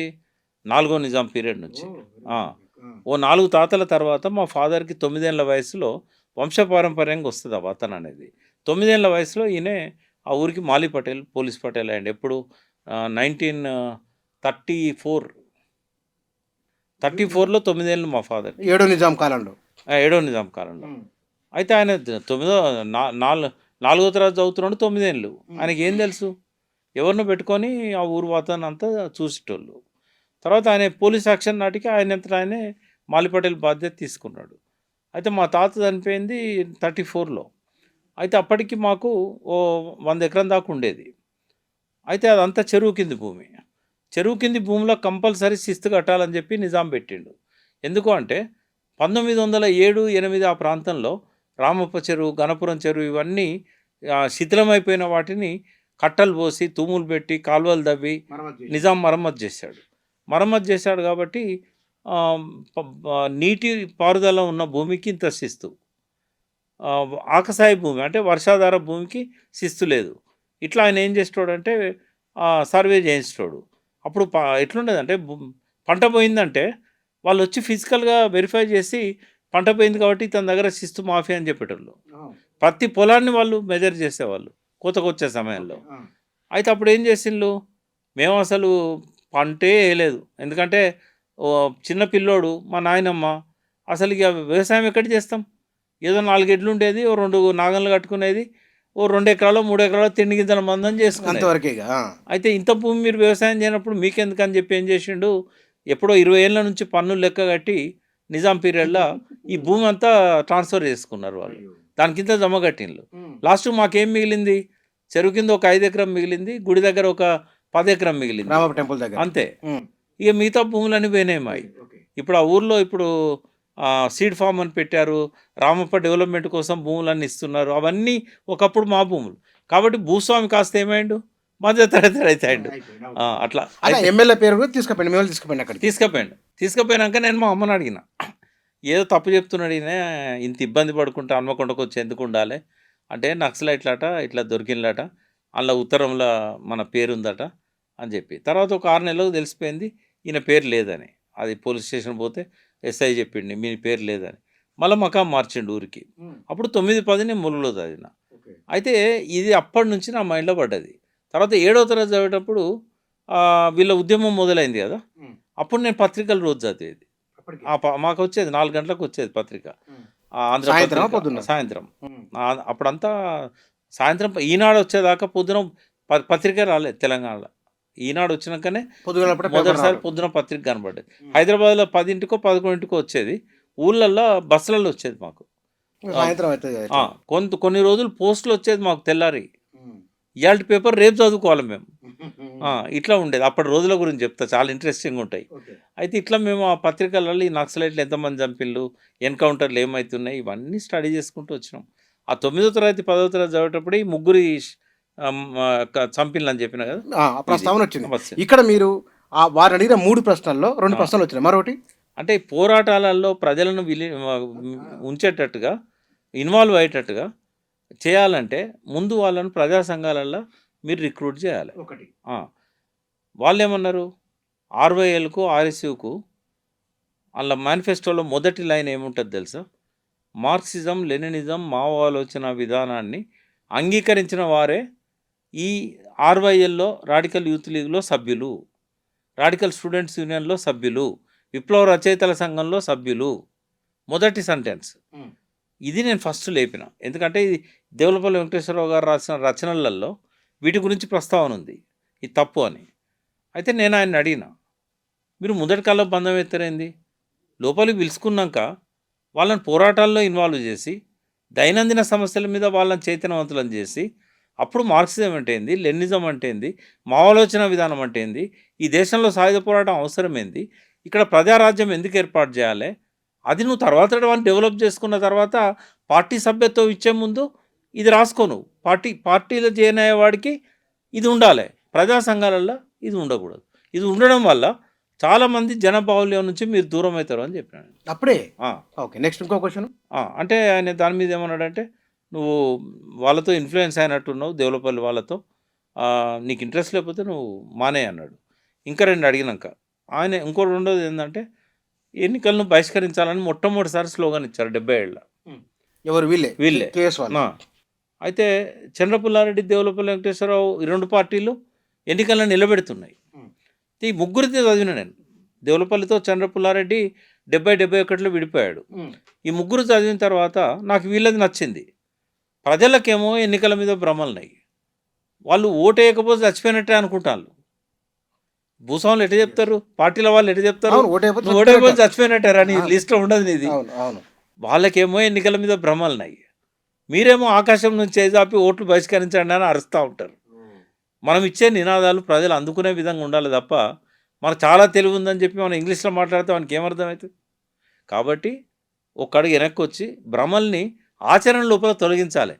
చెప్పాలి, అరే నువ్వు ఎన్నికల్లో ఓటేస్తున్నావు కదరా, నీ ఎమ్మెల్యే ఏం చేస్తాడు? ఈ పార్లమెంట్లో, అసెంబ్లీలో ఏమన్నా ప్రజల సమస్యలను పట్టించుకుంటున్నాయా? క్రమక్రమంగా పొరలు తొలగించాలి తప్ప, నువ్వు వెంటనే నినాదం ఇస్తే నువ్వు ఈవెన్ కాళోజీ ఏమన్నాడు తెలుసా? మొదటిసారి ఓటేయొద్దని బహిష్కరించమన్నప్పుడు ఎవడ్రా అడ్డం వచ్చేది? నా చేయి నరుకుతారా? నరకండి, నేనే పోయి ఓటేస్తా అని చెప్పి మొట్టమొదటి రోడ్డు కాళోజీ చేశాడు. ఆయన ప్రజా నాయకుడు కాదా? ప్రజాకవి కాదా? పోరాట యోధుడు కాదా? ఆయనకున్న చైతన్యం కూడా సిద్ధరామయ్య గారికి లేకుండా పోయింది. చెప్తా. ఇది నేనైతే అదే కరెక్ట్ అనుకుంటున్నా. ఎన్నికల బహిష్కరణ తప్పు అనుకుంటున్నా. మూడవది ఏంటంటే, చారు మజుందార్తో మీరు కూడా పోయినట్టున్నారు. 72లో సత్యమూర్తి గారు మీరు బహిరంగంగా ప్రకటించారు. ఏమని ప్రకటించారు మీరు? వ్యక్తిగత హింసావాదం తప్పు, ఒక పోరాట రూపంగానే చూడాలి తప్ప ఏకైక పోరాట రూపం కాదు. అంటే అదివరకు ఏమనుకున్నారు? చంపడం తప్ప ఇంకొక రూపమే లేదు. చంపాలి, రాజ్యాధికారం రావాలి, భూములు తీసుకోవాలి. అయితే అది తప్పు అని చారు మజుందారే తన లైఫ్ టైంలో తెలుసుకున్నాడు.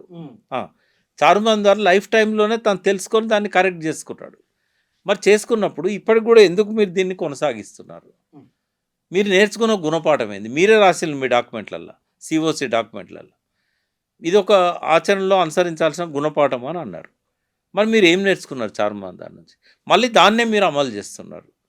కాబట్టి ఈ 3 వర్గశత్రు నిర్మూలన మీద, వ్యక్తిగత హింసావాదం మీద మీ పందా కరెక్ట్గా లేదు. స్టాలిన్ కూడా 53లోనే చెప్పాడు, 52ల. అయితే ఇవన్నీ చెప్పిన తర్వాత ఆయన ఆర్గ్యూ చేయలే, డిస్కస్ చేయలే, ఏం చేయలే. మా లైన్ ఇట్లే ఉంటుంది, నీకు చిన్న పిల్లోడివి, 22 ఏళ్ళు ఉన్నా నేను, నీకు అవగాహన లేదు, నీకు ఇష్టమైన కంటిన్యూగా ఆర్ఎస్యూలో కానీ విప్లవ రచయితల సంఘంలో కానీ, లేదంటే నువ్వు వేరే పార్టీలోకి వెళ్ళిపోవచ్చు, లేదా నీ దారి నువ్వు చూసుకోవచ్చు అన్నాడు. 15 నిమిషాలే. ఆ. తేలిపోయింది ఆ, అప్పటికప్పుడే. ఇక ఆయన థ్యాంక్స్ చెప్పాలి నీకు, ఎందుకంటే ఆయనతో మాట్లాడేదాకా నేను ఆ మత్తులో ఉంటిని వాళ్ళతోనే. వాళ్ళది కరెక్ట్ అనే ఆ దాంట్లో రోజు కనుక నేను ఆయనతో మాట్లాడకపోయి ఉంటే మీరు అటు అందులోనే వెళ్ళిపోయింది. కంటిన్యూ అయ్యేవాడినో లేకుంటే ఏమయ్యేవాడినో తెలియదు. ఇప్పుడు ఏమైపోయింది? ఏమయ్యేది తెలియదు, ఎందుకంటే నేను కొద్ది దూకుడుగా పోతా కాబట్టి ఎప్పుడో ఎన్కౌంటర్ అయిపోయేవాడిని. అయితే ఇప్పుడు ఇది జరిగింది అది. ఇప్పుడు మనం ఒక 40 నిమిషాల పైబడి మాట్లాడినాం. అంటే 1960ల నుంచి 80ల 90ల నాటికి ఇదే కొనసాగింది. ఇదే కొనసాగి. కొండపల్లి సీతారామయ్య పార్టీ నుంచి బయటకు వచ్చిండు కదా ఆయన. అవును. ఎందువల్ల రావాల్సి వచ్చింది? కొంచెం బ్రీఫ్ చేయండి, తర్వాత ఇంకో ప్రశ్నకి వెళ్తాను నేను. కొండపల్లి సీతారామయ్య ఉన్నంత కాలము వాళ్ళ పార్టీని ముందుకు తీసుకెళ్ళాడు ఆయన లైన్లో. సరే ఎన్ని ఆటుపోట్లు వచ్చినా, ఎంతమంది ఎన్కౌంటర్లో చచ్చిపోయినా ఆ పార్టీకి ఒక జీవం అనేది ఉండే అప్పుడు. ఆయన రకరకాల ఎత్తుగడలతోని, రకరకాల పద్ధతులతోని ప్రజలను ఆకర్షించే విధానం కానీ, క్యాడర్ను ఉత్సాహపరిచే విధానం కానీ, రిక్రూట్మెంట్ కానీ, ఇవన్నీ సత్యమూర్తి ఆయన ఇద్దరు చేసేవాళ్ళు. సత్యమూర్తి కొంచెం ముందు బయటకు వచ్చాడు, ఆయన కొద్దిగా కులవర్గ సిద్ధాంతాన్ని కూడా ఆయన ప్రమోట్ చేశాడు, ఎవరు? సత్యమూర్తి. తర్వాత ఇతను సీతారామయ్య గారు రావడానికి, సరే బయట ఎంతమంది తెలుసో తెలియదో నాకు తెలియదు, బట్ ఇంటర్నల్గా నేను తీసుకున్న సమాచారం ప్రకారం ఆయనకు అల్జిమీర్, పార్కిన్సన్ లాంటి డిసీజెస్ వచ్చినాయి. ఆయన ఏం మాట్లాడుతున్నాడో ఆయనకే అర్థం కాని పరిస్థితి. ఆయన మైక్ ఇస్తే కూడా ఏం మాట్లాడతాడో తెలియదు. అంటే పూర్తిగా కంట్రోల్ తప్పిన టైంలో ఇక వద్దనుకున్నారు ఆయన. అంతేగాని ఆయన మీద అగౌరవం కానీ వేరే ఉద్దేశం కానీ లేదు.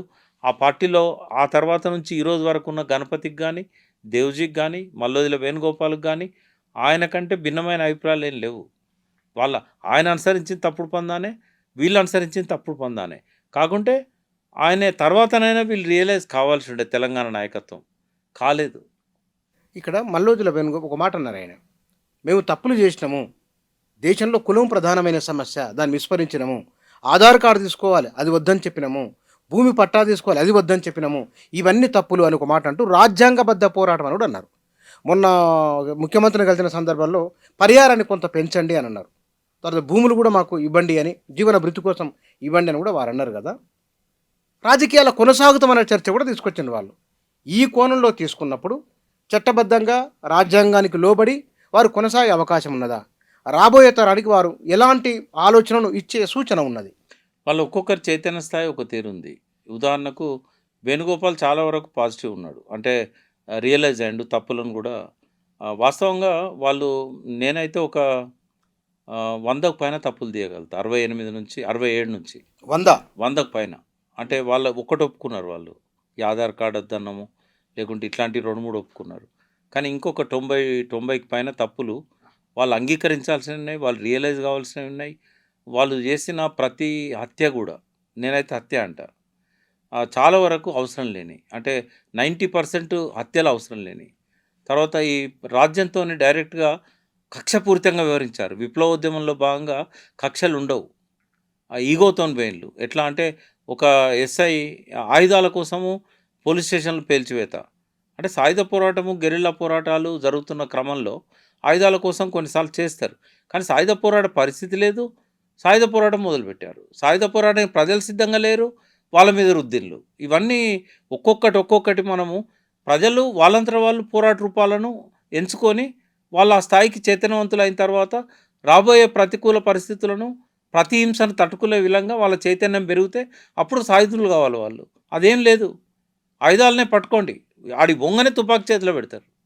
అంటే నేను ఊరికే మాట్లాడట్లేదు, వందల మంది డ్రెస్ వేసుకున్న దళ సభ్యులతోని 14 రోజులు వాళ్ళతో గడిపిన, క్లాసులు ఇచ్చాను. అది వీళ్ళు ఎవరు, జనశక్తి రాజన్న అండ్ వీరన్న వర్గాలకు సంబంధించిన వాళ్ళు. అదేవిధంగా సరెండర్ అయిన కొన్ని డజన్ల మంది నక్సలైట్ లీడర్లతో మాట్లాడిన, వాళ్ళ తప్పులను వాళ్ళతో చెప్పించిన, తర్వాత పోరాట ప్రాంతాలలో ప్రజలతో నిత్య సంబంధాలు నేర్పిన. ఇవన్నీ దృష్టిలో పెట్టుకున్నప్పుడు 100కు పైన తప్పులు చేశాడు, 1000 హత్యలు చేశారు. అవాయిడ్ చేయగా నీకు చెప్తే కూర్చానా, నేను చంద్రపుల్లారెడ్డి వర్గము, తర్వాత ఈ జనశక్తి వర్గము, వీళ్ళ ఒక కనీసం డజన్ మందినైనా నేను కాపాడినా.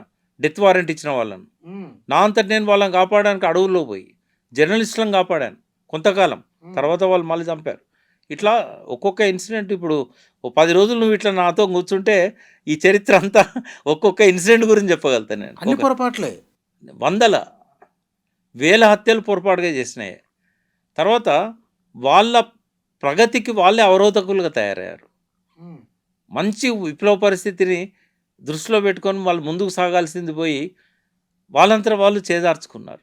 ఇట్లా ఎన్నో ఉన్నాయి వాళ్ళ గురించి. ఇప్పుడు లాస్ట్ కంక్లూడ్ చేసే ముందు నేను ఒకటే అంటున్నా, ఇప్పుడు ఈగోలు ఉన్నాయి వాళ్ళకి. ఎందుకు అంటే నక్సలైట్లుగా ఉన్నప్పుడు వాళ్ళకి ఈగోలు బాగా పెరుగుతాయి.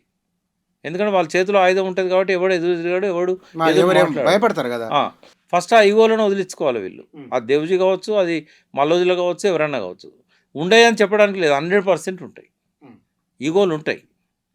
ఈ ఈగోని ఫస్ట్ వాళ్ళు వదులుకోవాలి, పాజిటివ్గా మలుచుకోవాలి, వెనకవు తగ్గాలి బాగా. అక్కడ ఉన్నట్టు చెలాయిస్తానంటే ఇక్కడ నడవదు. మళ్ళీ ఒక కొత్త దొరతనం వస్తుంది ఇట్లా చేస్తే. కాబట్టి ఎందుకంటే అడవులలో చూసినాం వీళ్ళ దొరతనాలను. మరి వీళ్ళు దొరక వ్యతిరేకం అని చెప్తారు, వీళ్ళు ఎట్లా అంటే చేసినట్టు వీళ్ళు కూడా దుర్మార్గాలు చేసేటప్పుడు దొరలాగానే వివరించారు కదా. నిర్దాక్షిణ్యంగా. ఇంకా వాళ్ళన్నీ హింసించేది వీళ్ళు చంపారు కదా. దొరల చేతుల్లో చచ్చిన వాళ్ళు తక్కువ ఉంటారు, నక్సలైట్ల చేతుల్లో చచ్చిన వాళ్ళు ఎక్కువ ఉంటారు. 20,000 మంది లెక్క చెప్పారు కదా ఆ మధ్య. 2 నెలల కింద డిస్కషన్ వచ్చింది, వాళ్ళే అన్నారు 20,000 మంది అటు ఇటు ప్రజలు ప్రాణాలు కోల్పోయిందని అందరు. అంటే పోలీసులను కూడా కలిపితే మనకు 18,000 మంది దాకా అవుతారు. తర్వాత వీళ్ళు కూడా దాదాపు ఒక 15,000 మంది దాకా వీళ్ళు చనిపోయారు. టోటల్ 33-35,000 అవుతారు. అయితే పేల్చివేతలలో చనిపోయారు, ఇన్ఫార్మర్ల పేరు మీద చంపేశారు, ట్రైబల్స్ను కూడా చంపేశారు. దేశ బహిష్కరణ అంటే గ్రామ బహిష్కరణ అనేది, ఆ ప్రాంత బహిష్కరణ అనేది అల్టిమేట్ పోరాటంలో అనుసరించాల్సిన ఎత్తుగడ. చంపడం కాదు, చంపే హక్కే లేదు వాళ్ళకి. ఆడికే మనిషి ఈవెన్ మార్క్సిజం లెనినిజం మావోలోచన విధానం ప్రకారం కూడా చంపేది లేదు.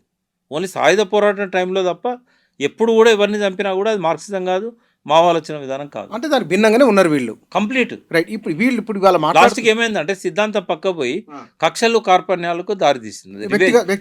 పాలిటిక్స్ అనేవి అంటే రాయలసీమలో కదా ఏవైతే ఫ్యాక్షన్ రాజకీయాలు ఉన్నాయో అట్లే నడిచింది. అది అదే పదజాలం వేరు, వొకాబులరీ వేరు. దానికోసం బిన్ లాదెన్ను పట్టుకోవడానికి అమెరికా ఎట్లయితే టీంలను ఏర్పాటు చేసిందో, ఈ ఎన్కౌంటర్లు చేసే పోలీసులను చంపడానికి కూడా అట్లే చేస్తారు. ఎట్లుంటుందంటే విత్తు ముందా చెట్టు ముందా. ఎస్ఐలుగా ఈ సమాజాన్ని కాపాడాలి, సమాజాన్ని మార్చాలి అనుకున్న ఆలోచనలు ఉన్న వాళ్ళు కూడా నక్సలిజం పట్ల వ్యతిరేకత పెంచుకున్నారు. వాళ్ళకు వీళ్ళకు మధ్య రివెంజ్ పాలిటిక్స్ నడిచినాయి. అయితే ఇక్కడ నేనేం చెప్తున్నా, ఇప్పుడున్న ప్రజెంట్ సిచ్యువేషన్లో వీళ్ళు ఏం చేయాలి. ఇప్పుడు మల్లోజుల, దేవుజీ వీళ్ళ ఆలోచనలు భిన్నంగా ఉన్నాయి. అంటే ఇప్పటిదాకా మాట్లాడండి కొంత. దేవుజీ కూడా రేవంత్ రెడ్డి ముందర మాట్లాడాడు. చంద్రన్న ఆలోచనలు భిన్నంగా ఉంటాయి. అంటే ఒక్కొక్కరు ఒక తీరుగున్నారు వీళ్ళు. ఫస్ట్ వీళ్ళకు తెలంగాణతోని 40 ఏళ్ళు 30 ఏళ్ళ గ్యాప్ వచ్చింది. ఫస్ట్ వాళ్ళు పోయిన తర్వాత మల్లోజుల కానీ దేవుజీ కానీ వాళ్ళు ఇక్కడ విప్లవోద్యమం ఉన్నా కూడా వాళ్ళు ఇక్కడ విప్లవోద్యమంలో లేరు. వాళ్ళు బెంగాల్ బెయిన్లు, వాళ్ళు గడ్చిరోల్ బెయిన్లు, వాళ్ళు జార్ఖండ్ బెయిన్లు, వాళ్ళు ఛత్తీస్గఢ్ బెయిన్లు. ఇక్కడ పరిస్థితుల గురించి వాళ్ళకు ఫస్ట్ అవగాహన రావాలి. ఇక్కడ ప్రజల్లో వచ్చిన మార్పుల గురించి అవగాహన రావాలి. ప్రజలు ఎక్కువ మంది అవకాశవాదులైనలు. ఆనాడు మాకు అన్నం పెట్టిళ్ళు, ఇప్పుడు కూడా మాతోనే ఉంటారు అనుకుంటే తప్పు. ఈ అన్నం పెట్టిన వాళ్ళే చాలామంది కోవట్టులుగా మారింళ్ళు. చాలామంది కోవట్టులను నక్సలైట్లలో ఉన్న వాళ్ళని కోవట్టులుగా మార్చి ఉపయోగించుకున్నారు. పాత పేర్లు ఉన్నాయి కదా, జడల నాగరాజు, కత్తుల సమ్మయ్య, అట్లా 100 మంది. అందులో పనిచేసి వచ్చిన వాళ్ళు, నయీం లాంటి వాళ్ళు ఎట్లా మారినలో మనం చూసాం. పోలీసులు ఎట్లా ఇన్ఫ్లుయెన్స్ చేశారు అందులో ఉన్న వాళ్ళని చూసాం. బయటకు వచ్చిన వాళ్ళు ఎంతవరకు వాళ్ళకి పనికి వస్తారో తెలియదు. బయటకు వచ్చిన వాళ్ళు సాధారణ జీవితంలో కొందరు సెటిల్మెంట్ చేస్తున్నారు, కొందరు అవకాశవాదులుగా మారినలు, కొందరు నక్సలైట్ల చేతుల్ని హతమైపోయినలు బయటకు వచ్చి, కొందరు పోలీస్ ఇన్ఫార్మర్స్గా మారారు. ఇప్పుడు వీళ్ళంతా వాళ్ళకు తోడుగా సైన్యంగా ఉంటారా, ఇందులో ఎంత % ఉంటారు, తర్వాత బయటకు వచ్చి ఏం చేయాలి వాళ్ళు, మా ఆలోచన విధానము దాన్ని అప్లై చేయాలంటే ఒక గ్రేట్ డిబేట్ జరగాలి. అందుకే మీరు దీనికి తెరదీశారు కదా, ఇది వాళ్లకు మార్గదర్శకత్వం వహించే విధంగా ఉండాలంటే ఇక్కడ పాల్గొనే వక్తలు, మేధావులు, నక్సలిజాన్ని స్టడీ చేసిన వాళ్ళు, ఈ 50 ఏళ్ల సామాజిక, రాజకీయ, ఆర్థిక పరిస్థితుల మీద అవగాహన ఉన్న వాళ్ళు గైడ్ చేయాలి వాళ్ళకి. అందులో ఏంటంటే ఇప్పుడున్న పరిస్థితి వాళ్ళకి అర్థం కావాలి. ప్రజల మానసిక పరిస్థితి అర్థం కావాలి. ఇక్కడ జరుగుతున్న దోపిడీ పద్ధతులు తెలుసుకోవాలి. ఎలక్షన్‌లోకి పోతే ఒక్క ఓటు 10,000కు కొంటారు నెక్స్ట్. ఇప్పుడే 5,000 సాధారణంగా 5,000 నడుస్తాంది ఇప్పుడు. రేపు ప్రజలు 10,000 అడుగుతారు. తర్వాత ఇక్కడ పాలకుల ఆహ్, వైఖరి అర్థం కావాలి. వాళ్ళ పద్ధతులు అర్థం కావాలి. రాజకీయాలలో రాజ్యాధికారం కోసం వస్తున్నారా? లేకుంటే సామాజిక మార్పు కోసం వస్తున్నారా? ప్రజల సమస్యల మీద పోరాడడానికి వస్తున్నారా? క్లారిటీ కావాలి. తెలంగాణ ఉద్యమాన్ని ఫస్ట్ సమర్థించిన పార్టీ పీపుల్స్ వార్. నల్ల ఆదిరెడ్డి, గణపతి, ఈ మల్లోజుల కోటేశ్వరరావు వీళ్ళ ఆధ్వర్యంలో ఉన్న కమిటీ మొట్టమొదటిసారి గద్దర్ను ముందు పెట్టి, ఇన్నయ్యను ముందు పెట్టి, డాటా సేకరించి, పాటలు రాయించి, ప్రజాస్వామ్య తెలంగాణ కావాలన్న మొట్టమొదటి రాజకీయ పార్టీ తెలంగాణలో వాళ్ళే. అందులో 92 డిమాండ్లు ఉన్నాయి. మీ 92 డిమాండ్లలో కేసీఆర్ ఎన్ని అమలు చేశాడు? రేవంత్ రెడ్డి ఎన్ని అమలు చేస్తున్నాడు? అపరిష్కృతంగా ఉన్న మీ ప్రజాస్వామిక తెలంగాణ నినాదాన్ని మీరు బయటికి తీసుకురండి. మీరు ఏఐపిఆర్ఎఫ్ ఆధ్వర్యంలో సాయిబాబాను ముందు పెట్టి, వరంగల్లో మీరు ఏదైతే వరవరరావు గారితో, సీతారామరావు గారితో, పాపిరెడ్డి ఇట్లాంటి వాళ్ళందరితో, ప్రొఫెసర్లతో మీరు నడిపిన 2 రోజుల సదస్సు, కాళోజీ నారాయణరావు ఆధ్వర్యంలో, జయశంకర్ గారి ఆధ్వర్యంలో జరిగిన బహిరంగ సభలో మీరు పెట్టిన డిమాండ్లు ఏంది? ఆ డిమాండ్లు ఎంతవరకు నెరవేరినాయి? ఆ అపరిష్కృతంగా ఉన్న తెలంగాణ సమస్యల మీద తెలంగాణలో కొట్లాడాలి. ఛత్తీస్గఢ్లో ఉన్న జల్ జంగల్ జమీన్ సమస్యల మీద, ఆ కార్పొరేటీకరణ, మైనింగు, వాటన్నిటికి వ్యతిరేకంగా అక్కడ కొట్లాడాలి. ఫారెస్ట్ దోపిడీకి వ్యతిరేకంగా కొట్లాడాలి. ఇవాళ అన్నిటికంటే ప్రధాన సమస్య పర్యావరణం. ఎవరు చంపకుండానే లక్షల మంది చనిపోతున్నారు పర్యావరణ సమస్య వల్ల, గ్లోబల్ వార్మింగ్ వల్ల, శరీరంలో వచ్చిన మార్పుల వల్ల. ఇవాళ ప్రజలకు రాజకీయ సమస్యలు, ఆర్థిక సామాజిక సమస్యలతోని చనిపోయే వాళ్ళందరికంటే 100 రెట్లు ఆరోగ్య సమస్యలతో చనిపోతున్నారు. దానికి పర్యావరణం ఒక కారణం అయితే, ఫార్మా మాఫియా, ఈ హాస్పిటల్స్ కానీ ఇట్లాంటి కొన్ని హాస్పిటల్స్ ఇస్తున్న తప్పుడు వైద్యాలు కావచ్చు, కొంతమంది డాక్టర్లు ఇస్తున్న తప్పుడు సలహాలు కావచ్చు, వైద్య సలహాలు కావచ్చు, ఇట్లాంటివి కూడా ఇవాళ ప్రజల ప్రాణాలను హరించడానికి కారణమవుతున్నాయి. ఆరోగ్య పద్ధతులు, ఆహార పద్ధతులు ఇవన్నీ పట్టించుకునే వేదికలు కావాలి తప్ప ఇంకో రాజకీయ పార్టీ అక్కర్లేదు మనకు. ఇప్పుడు ఆ రాజకీయ పార్టీగా పరిణామక్రమం చెందాలంటే కూడా ఈ ఎదిగే క్రమం అనేది ఒకటి ఉంటుంది. పీపుల్స్ వార్లో రాంగ్ రూట్లో పోయారు. ఇక్కడన్నా కరెక్ట్ రూట్లో రండి. ఒక పార్టీ అంటే రాజకీయాలే కాదు, ఆహారం, ఆరోగ్యం దగ్గర నుంచి సామాజిక సమస్యలు తీసుకోవాలి. కులము భారత రాజ్యాంగం వస్తుంది. అసలు వాస్తవానికి రాజ్యాంగాన్ని ఆధారంగా చేసుకొని నిలబడితే వాళ్ళు ఆ ఎజెండాతో వస్తే కనుక నిలబడే అవకాశాలు ఎంత మేరకు ఉండవచ్చు? ఉంటాయని ఎక్కువ మంది అంటున్నారు. అసలు వాళ్ళు మార్క్సిజం లెనిజం మావోలోచన విధం చదివిండ్రు కానీ భారత రాజ్యాంగాన్ని చదివినట్టుగానైతే నేను నమ్మను. ఆ సీతారామయ్య కానీ, సత్యమూర్తి కానీ, ఆనాడు ఉన్న విప్లవ నాయకులు కానీ. ఎందుకంటే ఒక అనుభవం, ఒక గుణపాఠం. ఇప్పుడు దున్నేవానికే భూమి అని కింద నుంచి ఇంప్లిమెంట్ చేయాలని చెప్పి, భూస్వాములను చంపి భూములు తీసుకోవాలని చార్మాందార్ దగ్గర నుంచి, ఇక్కడ చంద్రపుల్లారెడ్డి, ఇక్కడ వీళ్ళందరూ కూడా ప్రత్యక్షంగా అనకపోయినా పరోక్షంగా అదే చేశారు. తెలంగాణ సాయుధ పోరాటంలో ప్రజలు 10 లక్షల ఎకరాలను 3,000 గ్రామాలలో పంచుకున్నారు. ఆనాడు భూస్వాములు వేరు. ఆనాడు ఒక్కొక్కరికి 10 గ్రామాల మీద పట్టు, 10 గ్రామాలలో ఉన్న భూముల మీద పట్టు ఉండేది. రికార్డ్స్ కూడా ఏంటంటే అప్పుడు దొరల పేర్ల మీద 1000 ఎకరాలు జాగీర్దారుల పేరు మీద, దేశముఖుల పేర్ల మీద ఇచ్చేవాళ్ళు. ఆనాడు ఏంటంటే ఆ భూములన్నీ వాళ్ళు ఆక్రమించుకున్నారు. అయితే దాన్ని మొట్టమొదటి ప్రభుత్వం భారతదేశంలో హైదరాబాద్ ప్రభుత్వం ఏం చేసింది? ఎవరైతే కౌలుదారులు కానీ, ఆ భూములలో దున్నుకుంటున్న వాళ్ళు కానీ, పొజిషన్లో ఉన్నవాళ్ళు కానీ, వాళ్ళందరికీ 37E కింద, 38E కింద రకరకాల పట్టాలు ఇచ్చింది. జాగీర్లు రద్దు చేసింది. వాళ్ళు ఆనాటి వాళ్ళ బూరుగుల రామకృష్ణ ప్రభుత్వం, కొండ వెంకటరంగారెడ్డి రెవెన్యూ మినిస్టరు. మొదటి భూ సంస్కరణలు అమలైందే తెలంగాణ మీద. ఎందుకు అమలైనాయి అంటే ఆనాడు జరిగిన పోరాటాల వల్ల. ఒక పక్కనేమో వినోబా బయటపడ్డాడు. ఆయన ఏం చేసిండు? మీరు భూస్వాములు, ఇంత భూమి మీరు ఏం చేసుకుంటారు? ఈ పోరాటాలు మిమ్మల్నే ఇబ్బంది పెడుతున్నాయి. మీరు ఈ పోరాటాలు రావద్దనుకుంటే వాళ్ళకు భూములు ఇవ్వండి అని భూదాన ఉద్యమం మొదలుపెట్టాడు. పోచంపల్లిలో మొదలైన భూదాన ఉద్యమం అది అన్ని రాష్ట్రాలకు విస్తరించి కొన్ని లక్షల ఎకరాలు, కోట్ల ఎకరాలన్నా ఆశ్చర్యం లేదు, ప్రజలకు పంచింది. అంటే భూస్వాములలో మెతక భూస్వాములు ఎవరైతే ఉన్నారో వాళ్ళు ఆ భూములు ఇచ్చారు. అందరు ఇచ్చారని నేను విష్ణు రామచంద్ర రెడ్డి ఏమి చేయలే. ఈయన రాపాక రామచంద్ర ఆయన ఈయన ఇచ్చాడు పోచంపల్లి రామచంద్ర, వెదిరే రామచంద్ర రెడ్డి ఇచ్చాడు. ఆయన రాపాక, ఈయన వెదిరే. రావి నారాయణ రెడ్డి కమ్యూనిస్ట్గా మారిన తర్వాత ఆయన భూమిని ఆయనే ఇచ్చాడు. అట్లా ఒక రకంగా భూ సంస్కరణలకు ఆది ఏంటంటే తెలంగాణ సాయుధ పోరాటం, రెండవది భూదాన ఉద్యమం. తర్వాత ఇక్కడ తెలంగాణలో అమలైన తర్వాత సీలింగ్ యాక్ట్ తీసుకొచ్చింది ఎవరు? ఇందిరాగాంధీ. ఇది భారతదేశ వ్యాప్తంగా చాలా ప్రాంతాల్లో అమలైంది. Major impact. ఇప్పుడు దున్నేవానికే భూమి సీలింగ్లతో వచ్చిందా, రాజ్యాంగం ద్వారా వచ్చిందా, చట్టాల ద్వారా వచ్చిందా, వీళ్ళు కొట్లాడి సాధించుకుంటూ వచ్చిందా? కొట్లాడి సాధించుకున్నది నిలబడలే. కేసీఆర్ పాలనలో కూడా సిరిసిల్ల, జగిత్యాల ఈ ప్రాంతం అంతా నక్సలైట్లు వచ్చి భూములు పంచిండ్రు. పట్టాలు మారలే కదా, భూములను దున్నుకుంటాళ్ళు, పంటలు పండించుకుంటాళ్ళు. కానీ రెవెన్యూ రికార్డులో మారిందా? ఆ భూస్వామి వచ్చి సంతకం పెట్టిండా? పెట్టలే. నేను ములుగులో అడ్వకేట్గా ఉన్నప్పుడు సరే ఏదైనా కూరగాయలు పెట్టుకుందామని అక్కడ ఒక 7-8 ఎకరాలు కొన్నా, ఒక 10 కిలోమీటర్ల దూరంలో. ప్రసాద్ అన్న అని చంద్రపుల్లారెడ్డి వర్గానికి సంబంధించిన దళనాయకుడు, ఒక ఎన్కౌంటర్లో ఆయన కార్యకర్త చనిపోయాడు. ఆయన భార్య పిల్లలు వచ్చి ఆ ఊర్లోనే రాత్రిపూట వచ్చిండు ఓదార్చడానికి. మరి మాకు ఎట్లా బతకాలి, మేము చిన్న పిల్లలు, భార్య, భూమి లేదు కదా అంటే, ఇక్కడ ఎవరెవరికి భూములు ఉన్నాయి అంటే అంతా గరీబోళ్ళే ఉన్నారు, ఎవరు భూమి వాళ్ళు చేసుకుంటాను, ఇక్కడ భూస్వాములు ఎవరు లేరు అంటే, వకీల్ సాబ్ ఉన్నాడు కదా, ఆయనకి ఎంత ఉన్నది ఇక్కడ అంటే 7-8 ఎకరాలు ఉన్నది. ఆయన పాలంపేటలు ఉన్నది, ఇక్కడ ఉన్నది, ఏం చేసుకుంటాడు ఆయన? మేము ఆయనకు చెప్తాం పిలిచి అని 2 ఎకరాలు, 1 ఎకరం, 2 ఎకరాలు, 2 ఎకరాలకు ఆయనకు వాళ్ళకు మీరు దున్నుకోపోలే అన్నాడు. అన్నాక నాకు చెప్పిండ్రు వాళ్ళు, ప్రసాద్ అన్న మీ భూమిని మాకు 2 ఎకరాలు ఇచ్చిండు అంటే, సరే మంచి చేసుకోండి.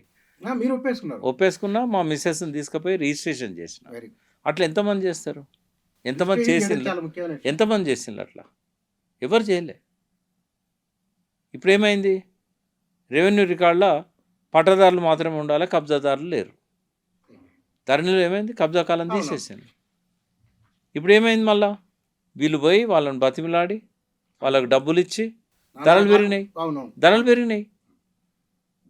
అట్లా వాళ్ళే బాగుపడ్డారు. హైదరాబాద్కు వీళ్ళు మీ దుర్మార్గాలు పోవద్దని చెప్తే హైదరాబాద్కు వచ్చిండ్రు. ఊళ్ళో ఉంటే జల్సాలు చేసేటోళ్ళు, దొరల్లాగా ఉండేటోళ్ళు. వీడికి వచ్చినాక ఏమైంది? సంపాదన మీద పడ్డారు. అన్ని రకాలుగా ఎదిగిన వాళ్ళు. మళ్ళీ ఇప్పుడు కూడా మళ్ళీ ఆ భూముల మీద వాళ్ళకే ఎవరో కొందరు ఉంటారు. సరే ఇన్ని రోజులు మీరు దున్నుకున్నారు కదరా, నేను పట్టా చేస్తాను చేసేటోళ్ళు కూడా లేరని కాదు. మంచి వాళ్ళు ఎప్పుడైనా ఉంటారు. అంటే ఏమైందంటే చట్టాల ద్వారా అయితేనే పకడ్బందీగా అమలవుతుంది భూ సంస్కరణలు. పంచుకున్నది ఏంటంటే దైవాధీనం. కాబట్టి రాజ్యాంగాన్ని అర్థం చేసుకొని ఉంటే, సీలింగ్ చట్టాలను అర్థం చేసుకొని ఉంటే, కావాలంటే కొత్త చట్టాల కోసము, కొత్త రాజ్యాంగ సంస్కరణల కోసము పోరాటాలు చేయాల్సి ఉండే. నువ్వు దున్నుకుంటాను, నువ్వే ఉంచుకో అని చెప్తే రాజ్యంతో పెట్టుకున్నట్టే కదా. రైట్స్ వస్తాయా? రాజ్యాన్ని మీద గెలవగలుగుతాడా రైతు? ఇంకోటి వీళ్ళది షిఫ్టింగ్ కల్టివేషన్ అంటాం, పోడు వ్యవసాయం. ఇది కూడా పోడు ఉద్యమమే కదా. ఫస్ట్ నక్సల్బరీలో పుట్టింది, ఫెయిల్ అయింది. శ్రీకాకుళంలో పుట్టింది, ఫెయిల్ అయింది. ములుగు ఖమ్మం అడవుల్లో పుట్టింది, ఫెయిల్ అయింది. తర్వాత ఇక్కడ నుంచి అన్ని రాష్ట్రాలకు వ్యాపించింది, ఫెయిల్ అయింది. ఎక్కడ నిలబడ్డారు? ఒక ప్రాంతం చెప్పండి. అప్పటికి ఇప్పటికీ ఎప్పటికీ ఆ పోరాటాన్ని సస్టైనబుల్గా మార్చిన నాయకుడు కానీ, పోరాటాలు కానీ జరిగినాయా? మళ్ళీ ఇది ఎండ్ అయ్యేది కాదు. ఇది ఇప్పుడు బాలగోపాల్ చెప్పిన వ్యాసం ఉంది, గమ్యం. మరి ఆనాడు 95 ఆయన చెప్పినప్పుడు కనుక గుణపాఠం తీసుకొని ఉన్నా, రాజశేఖర రెడ్డి గారు మీరు సాయుధ పోరాట విరమణ చేయండి అని చెప్పి చర్చల సందర్భంగా ప్రభుత్వం వైపు నుంచి చెప్పించింది కూడా నిజంగానే ఆ రెండిట్లో ఏది ఆలోచించినా కూడా ఇవాళ ఈ పరిస్థితి ఉండేదా? Thank you. భారతదేశ చరిత్రలో పొరపాట్లు జరుగుతాయి, పొరపాట్ల నుంచి మనం గుణపాఠం తీసుకోవాలి. భవిష్యత్తులో మళ్ళీ పునరావృతం కాకుండా చూడాలి. ఒక సమూహంగా సమాజాన్ని మారుస్తామనుకున్న వాళ్ళు భారతదేశంలో ఉన్న కులము, భారత రాజ్యాంగము, నెహ్రూ ఆనాడు అనుసరించిన వ్యూహాలను, ఎత్తుగడలను, విధానాన్ని వీళ్ళు సరిగా అంచనా వేయలేదు అనే ఒక అభిప్రాయం చాలామందిలో ఉన్నది. ఎవరినో తగ్గించాలనో, లేకపోతే కనుక ఎవరినో మెచ్చుకోవాలనో, ఎవరినో కీర్తి పెంచాలనో, తగ్గించాలనే ఉద్దేశం కాదు. కొన్ని వేల మరణాలు సంభవించినాయి, కొన్ని లక్షల కోట్ల మందిని ప్రభావితం చేసిన అంశాలు ఉన్నాయి. ఇవి రాబోయే తరం వాళ్ళని ఎట్లా అంచనా వేసుకోవాలి? భారత రాజ్యాంగం చాలా ఇవాళ కొన్ని కోట్ల మందికి ధైర్యాన్ని ఇస్తూ ఉన్నది. ఈ ధైర్యాన్ని ఎందువల్ల వాళ్ళు విననాల్సి వచ్చింది? కులం ఒక ప్రధానమైన సమస్య. కులాన్ని వాళ్ళు ఎందుకు పట్టించుకోలేదు? ఇవన్నీ కూడా ఇవాళ చర్చనీయాంశాలు, రేపు కూడా చర్చనీయాంశాలు. వారు ఇందాక అన్నట్టుగా మరికొన్ని విషయాలు మాట్లాడలే ఈ సందర్భంగా అన్నప్పుడు నిజంగానే మరో ఎపిసోడ్‌లో మరిన్ని విషయాలపైన మాట్లాడదాం. Thank you.